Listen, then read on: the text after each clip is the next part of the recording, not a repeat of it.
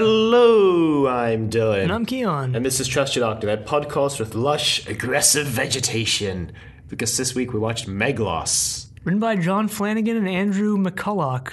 Directed by Terrence Dudley.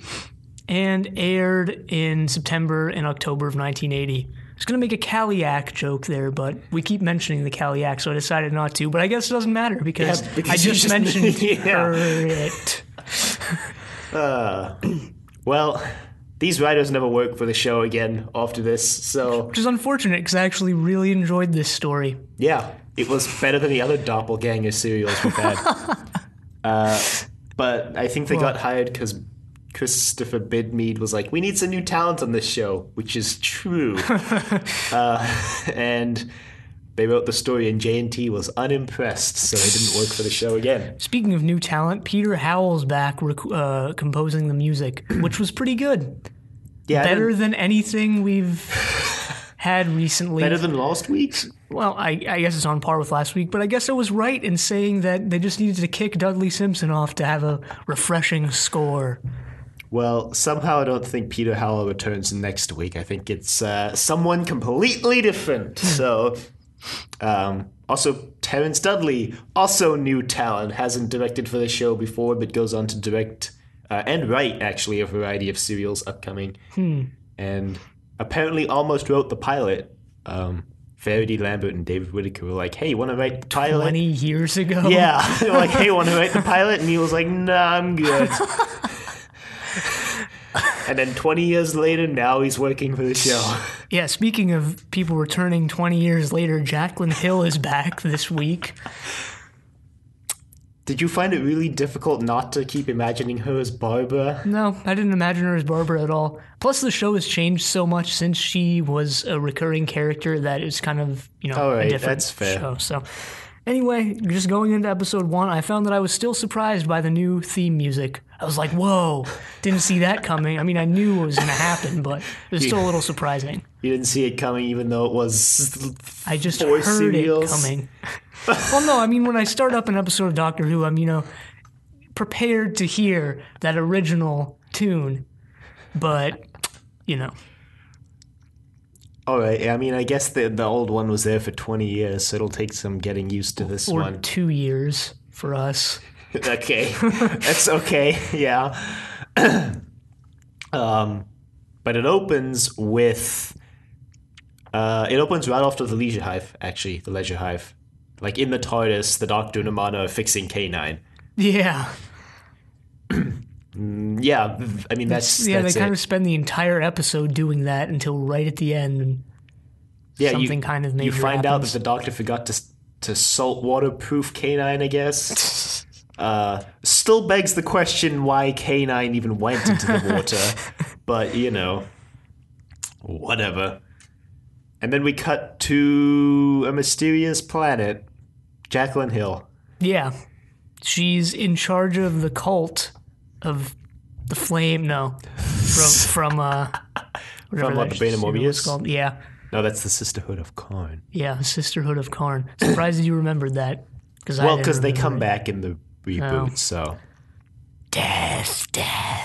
Although they don't do that, so it's a bit underwhelming, actually. Yeah, they're... shoot, what planet are they on? Tigella. Yeah, Tigella. That's where the Doctor and Romana are trying to go also. For God knows whatever reason. Well, they get the signal from, what's his name? The who? Okay, so Zast? Yeah, Zast. Zaster? He sends for the Doctor because the dodecahedron is acting up. The dodecahedron is acting funny. The dodecahedron, I guess, is just their power source. They have one sect, the Dions, who revere it as a god or some sort of religious symbol. And the other sect is the Savants, something like that, who just view it as a power generator. So their society is kind of divided there. Yeah, and Jaclyn Hill, who plays Lexa, leads the Dions, I guess. She's like the High Priestess. Something like that. And Zask, I think, heads the... I think it's Zaster. Zaster? I think so. Zast, okay, you're right. Leads the Savants, so... No, wasn't he the mediator between the two? Was he? I think so. Well, it doesn't really matter because the savants play less of a role in this serial than the Dions anyway. Yeah, and they don't stage that coup. Did they stage a coup, or did they just take back the power they rightfully owned? Well, did the Dions rightfully own the power? Yeah, me neither. So the dodecahedron is acting up. The power source is actually called the dodecahedron. That's not us making up a name for it because we can't remember what it's called. It's actually the dodecahedron. Yeah. So the Dions think it's like divine punishment, and the savants are like, haha, yeah, you guys are stupid. But the Dions are like, nah, you guys are stupid. I don't think we ever actually find out what's making it act up. We don't actually know who's right. Well, I think the bigger problem arises when it gets stolen, so... I mean, yeah, but... So the doctor's been to Cailleach before, he's fixed... I guess he fixed the dodecahedron, or he solved one of their problems or something. He solved a problem of some sort. I don't think he saw the dodecahedron before, because he mentions that he hasn't seen it yet later. Yeah, so Zaster is like, oh, we'll just call the doctor to come help us. And... I think both sides, the savants and the Dions, aren't exactly thrilled with that. They don't want a Time Lord involved in their affairs. But Zaster's like, yeah, I'm just going to call him anyway. Turns out it wasn't actually that good of a move. Because now we cut to a desert planet, which actually looked really cool. And with the music playing, it was pretty creepy with those structures. Yeah. I don't know, it looked pretty unsettling, like some sort of ancient evil civilization that was destroyed. Which, I mean, it kind of was. Well, they had a pretty high-quality green screening tech going on. Yeah, they used a new technique for this story in particular, and they never used it again.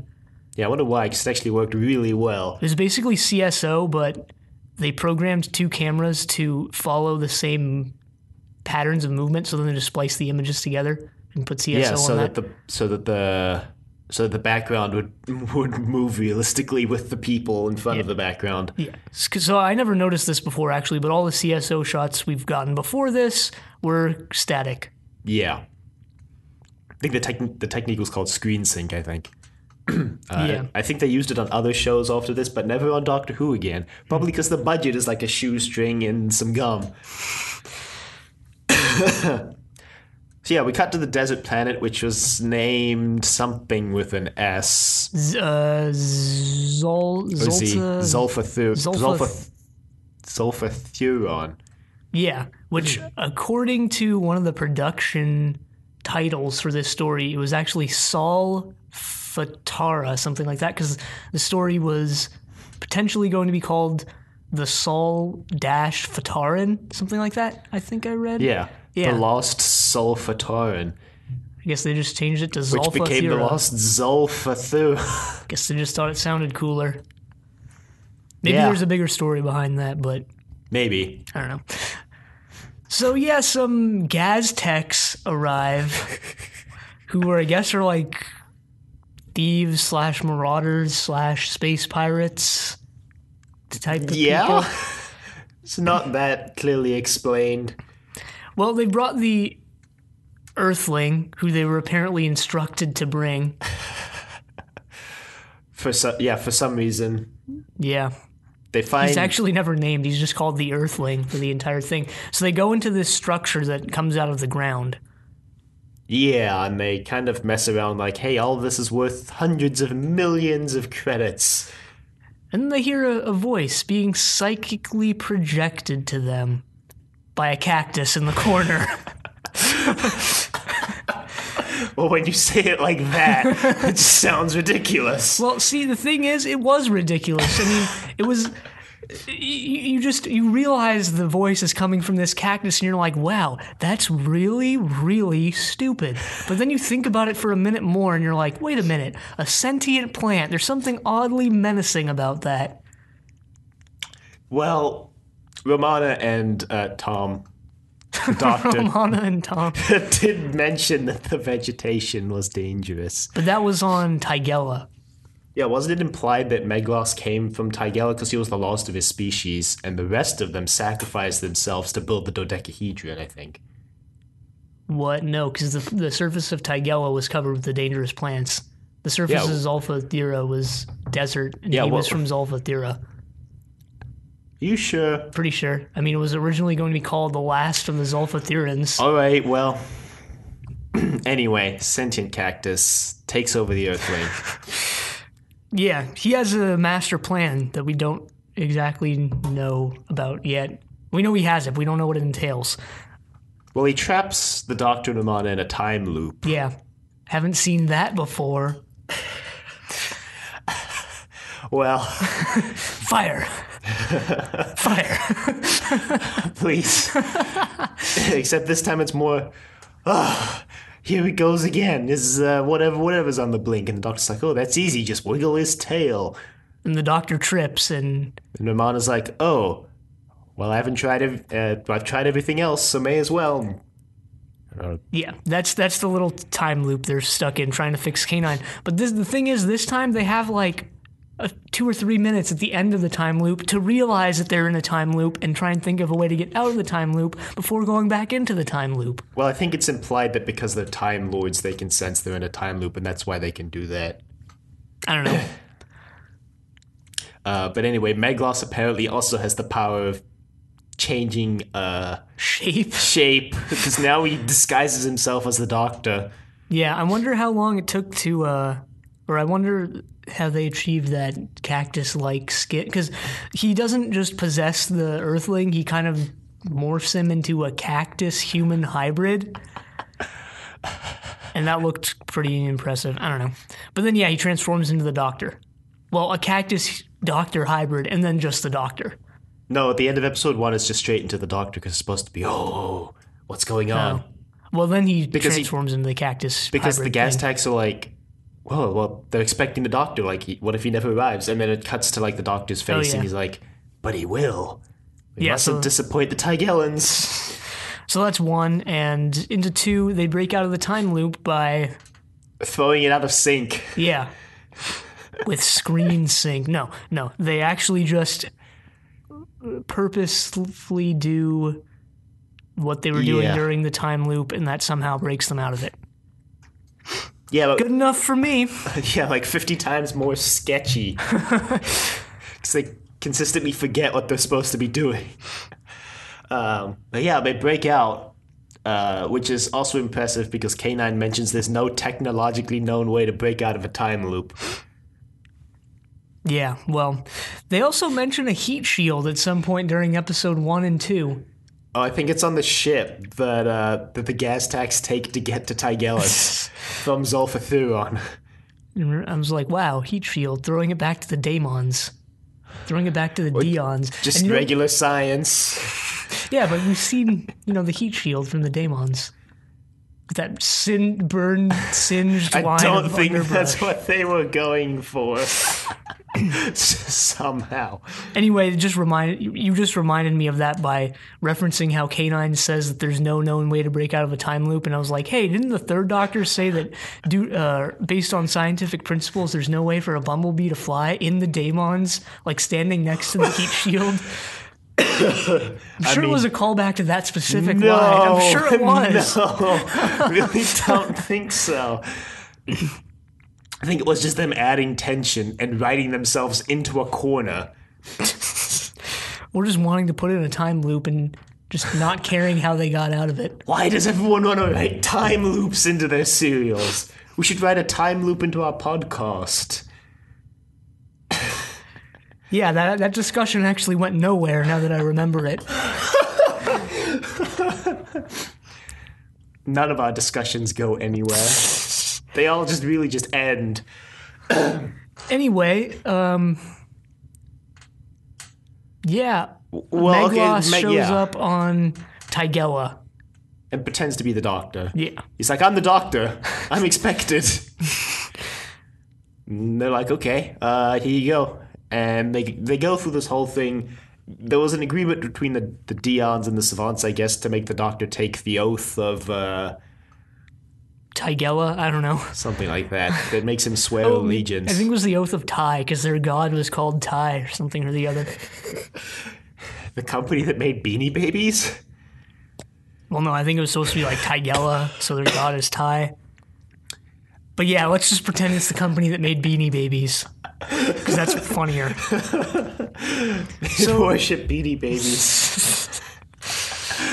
So yeah, now we have Tom Baker playing Meglos, playing Meglos. the Doctor. So we've had William Hartnell, who played the robot. Well, no, actually, we didn't see the robot doctor on screen. He also played the what's his name? Abbott in the Abbott Massacre. And we had Patrick Troughton as Salamander. I don't think Enemy of the World. Did Pertwee play no, I don't think a double? So. I don't think so either. I don't think I can't so. remember any specific one. But yes, now we continue that tradition. Tom, yeah. What a shame. Tradition. There's probably an expanded universe somewhere where he does. And if there isn't, someone should get on that. Yeah, but it's not him playing it on screen, so I guess. But yes, Tom Baker continuing that tradition as Meglos. And he does a good job too, so of course he's a good actor, so. When he decides to act, yeah. Speaking of good and bad acting, did you realize that Brodadek was an anagram of bad actor? I read that on the wiki. I didn't realize it, but I read it. Yeah, I read it on the wiki. It's like, wow. I wonder if the actor who played him realized that. I don't know. But I feel like it was supposed to be more of a reference to his character rather than the actor. I don't know. Brodadek was the second in command Gaztak, by the way, we didn't mention. There was Gregor. Yeah. I couldn't tell. Well, we also didn't mention Romana's fabulous new outfit for the week. She starts the serial in the swimsuit from Leisure Hive because it carries on immediately, and then she changes when they finally land on Cailleach, which is coming up in just a moment. I think it comes up right after Meglos steals the dodecahedron. Yeah. One of the savants and was it Jacqueline Hill? I think it was, right? It was one of the savants and Lexa who go into the dodecahedron room and they see the doctor coming. Well, they see the doctor coming out. They go into the room and they're like, wait a minute, the dodecahedron isn't here. He must have stolen it. Yeah. So they try to chase him down, but he goes and hides somewhere. And then the doctor and Romana land on Cailleach. It's also revealed now that because K9 went swimming last week, for us at least, his batteries have to be recharged every 2 hours, which solves that one problem that made him super overpowered for the past 2 years. Yeah, also, the Earthling is trying to resist Meglos's control. Yeah, unsuccessfully. That just happens consistently throughout the... Every time he tries to resist control, I guess, Meglos reverts to Cactus Doctor form. Otherwise, normally he just stays in the Doctor's form. I think later they even mention that Meglos isn't even a cactus. He's like a being of pure light or something. Yeah, well, when at the end, he looks like just a blob of green slime on the ground, so... I don't know, I liked his cactus form better. It was so ridiculously funny. Just you hear this menacing voice, and it's coming from this potted plant. But at the same time, somehow really unsettling. So, yes. Well, I mean, you would be pretty unsettled if your cactus, your potted plants just started attacking you and taking you over. Yeah, no, there's definitely something menacing about plants, sentient plants. Because we've had walk by. We've had plants that attack our main characters before. I think it's just the sentient nature of Meglos that makes him more threatening than... Yeah, of course. But just imagine walking around in real life and, hearing plant thoughts. It's creepy as heck. Isn't there's pretty sure there's a story based around that somewhere. There's a Goosebumps book I read as a kid about that. Was it any good? Yeah, it's pretty creepy, actually. Okay, I never read any of those books. So. You were missing out. I guess. Well, I don't think you'd enjoy them now if you went back and read them, but... Hey, you wouldn't know. They just made a movie about them. There's a bunch of movies about them, all of them really... Yeah, but the new one is apparently good. Okay. Maybe we'll watch it on Triple Play, which you should check out. Every week. No, we probably won't. Anyway, that little tangent aside,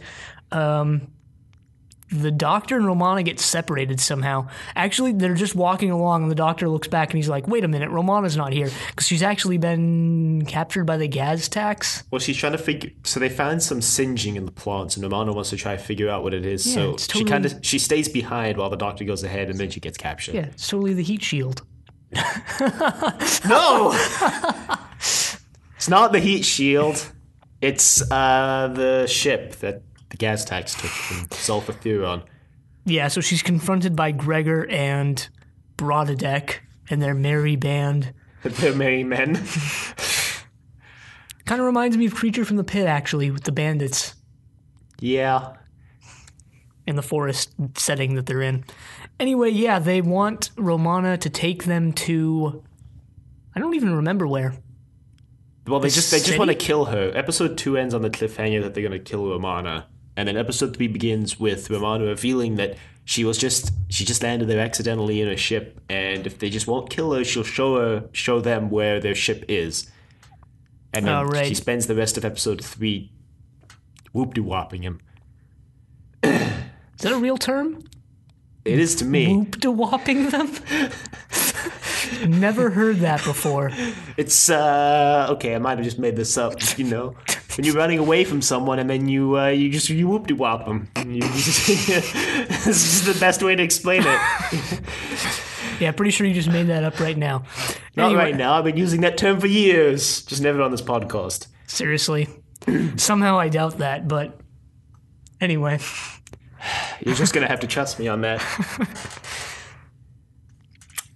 So the doctor finally shows up at the city, and they're like, hey, wait a minute, you've already arrived. And he's like, what? Yeah, what was cool is when the doctor first shows up in the city, as he turns the corner and you first see him enter the city, you hear the Doctor Who theme, that motif, like, in the background music. I didn't notice that. You didn't notice it? But I did notice that the doctor said the exact same line that Meglos said when he arrived, which I thought was cool. Didn't notice that.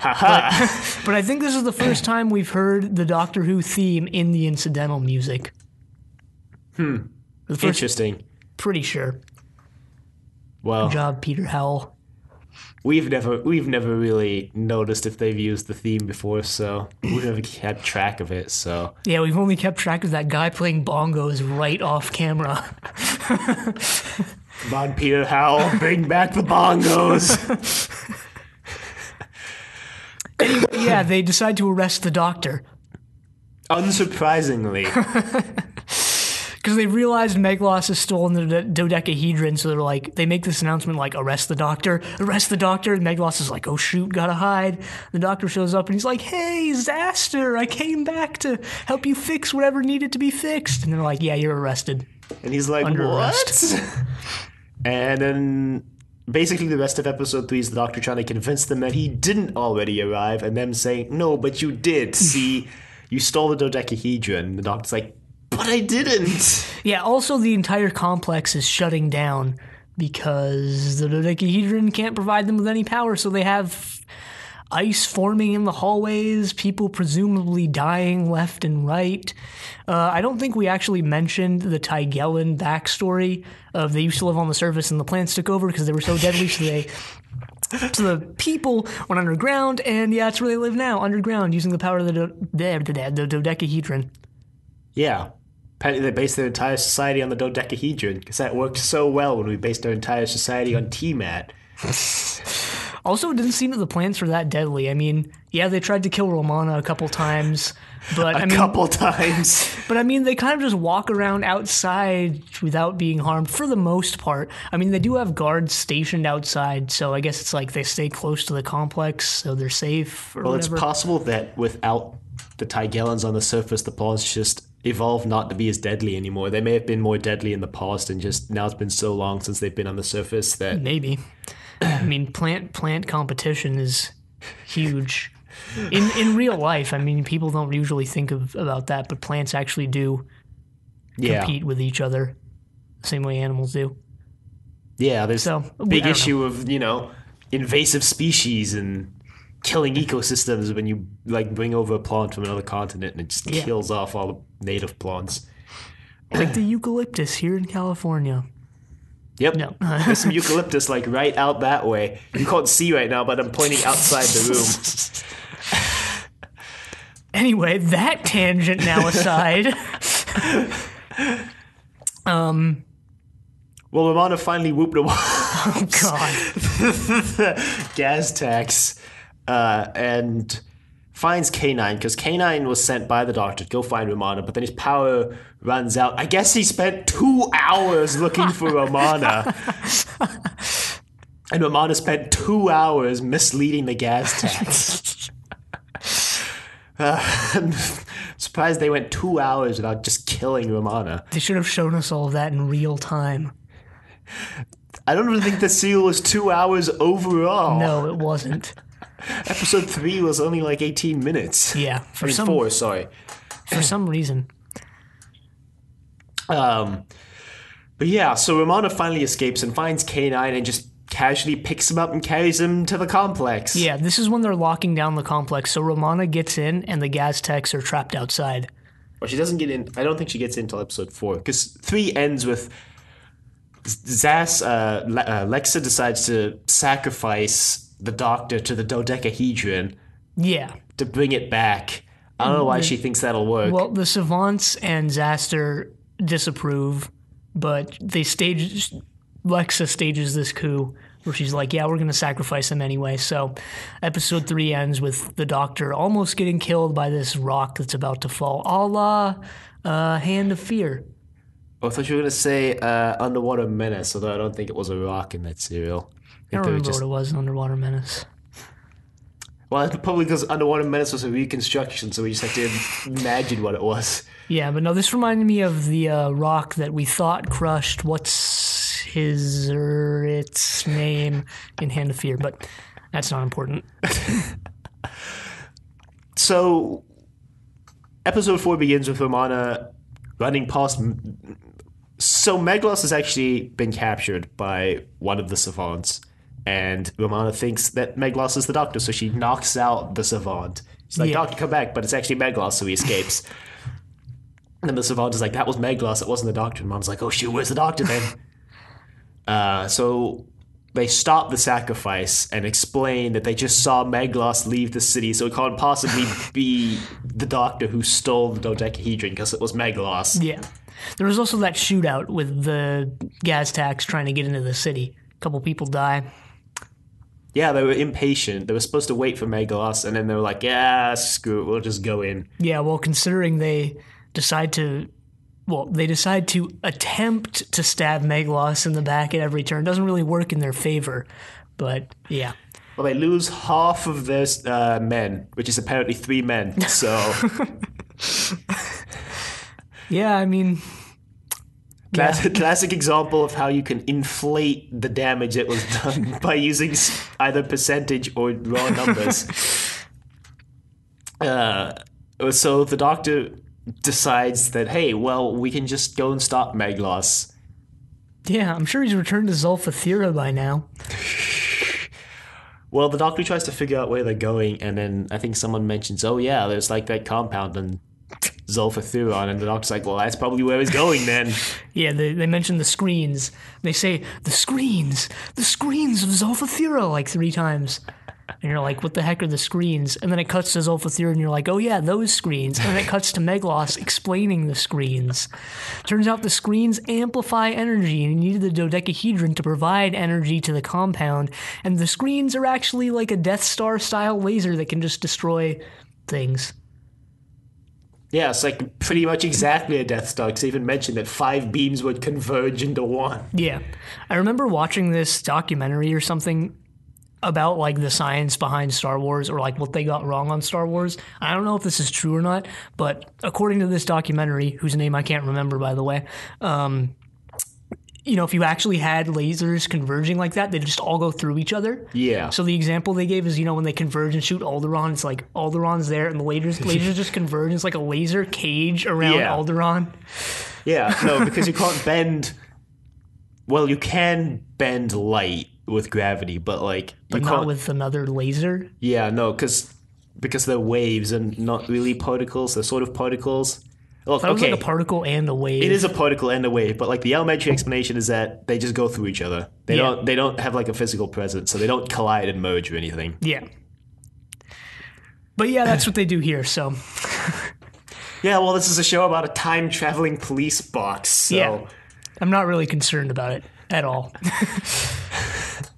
So yeah, I guess Meglos also explains that his people were so opposed to the weapon that they just destroyed themselves, and for some reason Meglos survived. I don't know, I kind of got the impression that he was the one who created the weapon. Yeah, see, what I thought he said, or my interpretation of events, was that they destroyed themselves to make the dodecahedron to power the weapon.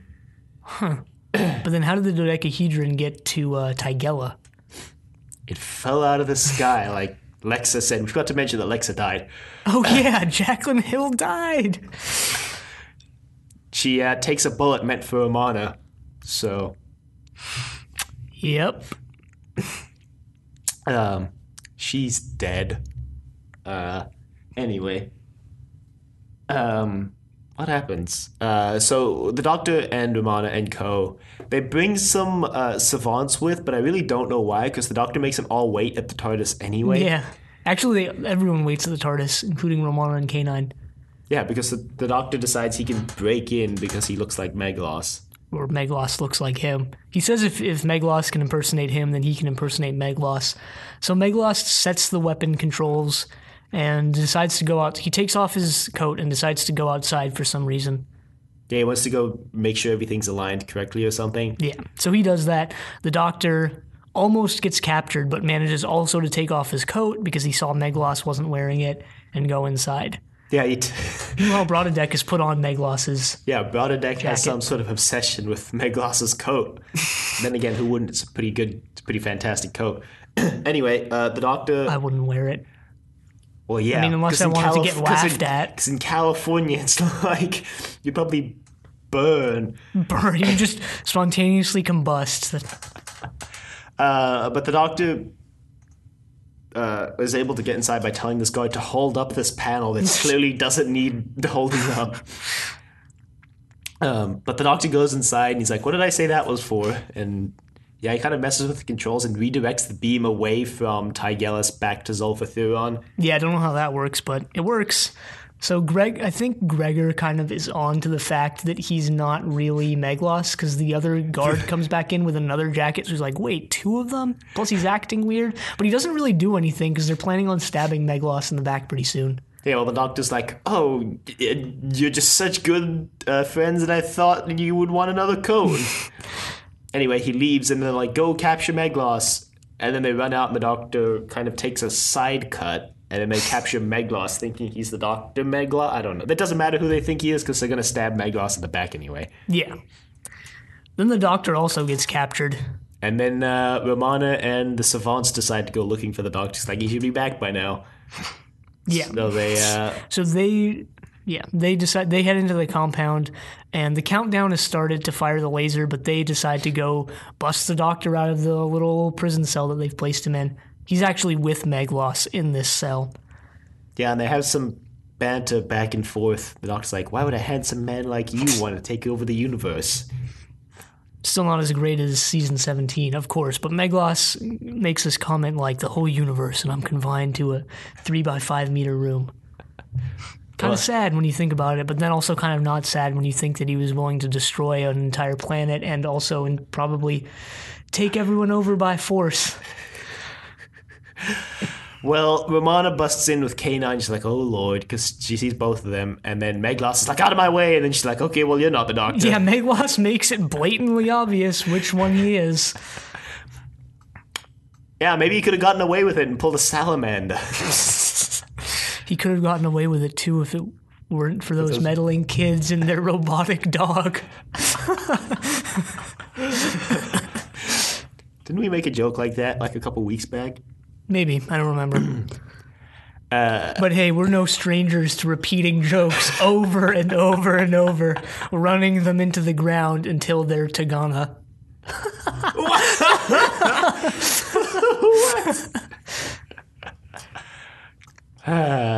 What? So, Meglos, the Earthling busts out of Meglos, and Meglos is like, ah! Yeah, he turns into this little blob of green goo. Yeah, and then this is when Romana reveals that Meglos must have, like, modulated the light frequencies or something, which would mean he's practically almost invincible. Yeah, wonder why he took the form of a cactus. Because it's unassuming. Unassuming cactus. That's what the title of the serial should have been. Doctor Who and the Unassuming Cactus. That would have been the novelization, because I always pre-penned Doctor Who and... Yep. Yeah, I think Terrence Dix wrote the novelization of this story, so... Anyway, yeah, the Doctor has actually already revealed to Meglos that he's reconfigured the laser to strike at Zolfa-Thura. Zolfa-Thura. Just getting that confused with Zaster. Anyway, There's so many names in this show by this point. I totally thought the Doctor was bluffing here, just trying to get Meglos to stop the countdown, to stop the laser, right? Like, oh, I have it directed here, so you should go stop it, when it's actually directed at Cailleach. Nope. I think Meglos thought the Doctor was bluffing too and decided to call the Doctor's bluff instead of doing anything about it. Yeah, but that's actually not the case. The Doctor and Co. escape, and the Gaztax die. In a flaming ball of fire. Does the Doctor bring the dodecahedron back to Cailleach? I don't know. I would assume so. Yeah, because their society is like pretty much not worthless, but it would pretty much collapse without it. Because at the end, it seems like they've all decided to live on the surface from now on or something, because they're all on the surface just chilling. Yeah, I really don't know. I don't know if that's a matter of it wasn't part of the story, or we just weren't paying enough attention, but yeah, The Doctor offers to take the Earthling home, and he's like, well, it's going to be tricky. I told my wife I'd be home in 20 minutes. I don't know how he's been keeping time for this whole serial, but... well, I don't think he has. I think he's just like, man, it's been way more than 20 minutes. Well, the Doctor's like, I can get you there before you leave, and Earthling's like, sick. And then Romana's like, Gallifrey wants us immediately, and the Doctor's like, what does Gallifrey want now? And that's how it ends. So presumably we'll be going back to Gallifrey for the third time. In as many years. In as many years? No, because we didn't have any in seasons 17 or 16. Well, third time for the fourth Doctor's era, because we did go to Gallifrey for the second Doctor's trial. Yeah, at the end they were going back to Gallifrey for the third time. Okay. They didn't go back there the first semantics. Anyway, yeah, pretty good story, surprisingly enough. No, wouldn't that first time be going back to Gallifrey since the Doctor escaped from Gallifrey in his first incarnation? Yeah, but I'm not counting stuff we didn't see on screen. See, that's where the discrepancy lies. But we see it in expanded universe. Yeah, but I'm not counting stuff we didn't see on screen. And the reboot. I haven't seen that yet. Well, you will. And it hasn't come up yet. Anyway, yeah, I've heard pretty bad things, like we keep mentioning about season 18, but I guess this kind of subverted all that. Or maybe we're just the odd ones out again who actually like this story when everyone else doesn't. I really don't know what the general sentiment about this is, but I enjoyed it. And it was pretty cool seeing Jacqueline Hill back. Yeah, is she the first companion? Yeah, she's definitely the first companion to return as a role that's not the companion. Yeah. Well, Stephen was in a role before he became a companion. Yeah, I was going to say not the first companion actor to play another role, but the first to return to the show after departing and play another role. Yeah, but I mean, like we mentioned before, the show has changed so much since she was a companion that it's almost a different show. And of course, she's in a very different role. It is a different show. The show changes every time the Doctor regenerates. Like every time the Doctor's regenerated, the show is completely changed. Well, the regeneration between first and second is sort of debatable. First and second was a smaller change, but there was still a change. Yeah. We went from the historical, educational show of the first Doctor to the, space bandwagon. Slightly less historical, slightly less educational. Space hobo of the second Doctor. But yeah, season 18's been getting off to a pretty good start. Not as good as season 17, but a decent start. And I'm just waiting for it to all go terribly downhill. Maybe this is the reverse of what we've seen before, where we were so hyped up for Ark in Space and it didn't meet our expectations. Maybe we were so bent on hating season 18 that we just kind of like it because our expectations were so low. Maybe. I didn't get, like, anything about season 18 except from you. So, like, all of my expectations about season 18 were based on things you told me. So I don't think I was as bent on hating the season as you were, but possibly. Well, I mean, I'm kind of in the same position. I just heard from various people and reading various things online, like, yeah, season 18 is bad, it sucks, any variation of that. Well, maybe it's just people love Douglas Adams so much that we got to this and it was so different they just hated it because it was different and not because it was a bad show. I don't know.